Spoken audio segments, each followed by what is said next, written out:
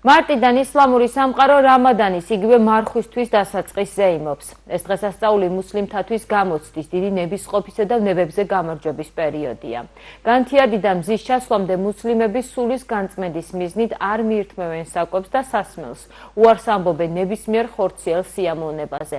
რამადანის პერიოდში მნიშვნელოვანი არის ღვთისმსახურება, ქველმოქმედება, გაჭირვებულთა დახმარება, ვახშამზე ანუ იფტარზე მიპატიჟება. მინდა რამაზანის დღესასწაული მიულოცოთ ჩემ აზერბაიჯანელ მეგობრებს.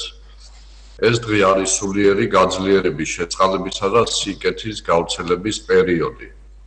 ეს დრო გვახსენებს ერთმანეთის დახმარებისა და თანადგომის მნიშვნელობას, რაც ჩვენი საზოგადოების ერთიანობის და სიმტკიცის საფუძველია. საქართველოში საუკუნეების განმავლობაში ერთმანეთის გვერდით ცხოვრობთ, უფრთხილდებით ჩვენს მეგობრობასა და ძმობას.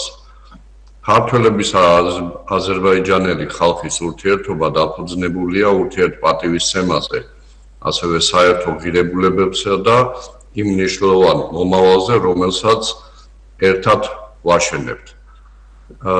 ლაგოდეხი ყოველთვის იყო ჩვენი თანაცხოვრებისა და მეგობრობის საუკეთესო მაგალითი.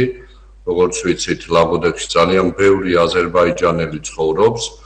ჩვენ კაბლის თემი გვაქვს, სადაც რამოდენიმე სოფელი შედის, სადაც ცხოვრობენ ჩვენი აზერბაიჯანელი მეგობრები და ჩვენ ყოველთვის ყოველწლიურად ერთად აღნიშნავთ ხოლმე ამ მნიშვნელოვან დღესასწაულს. ჯერა რომ ეს დღესასწაული ჩვენს ოჯახებში მშვიდობა, სიხარულსა და კეთილდღეობას მოიტანს. კიდევ ერთხელ მინდა მიულოცო რამაზანის დღესასწაული ჩვენ აზერბაიჯანელ ძმებს და დებს.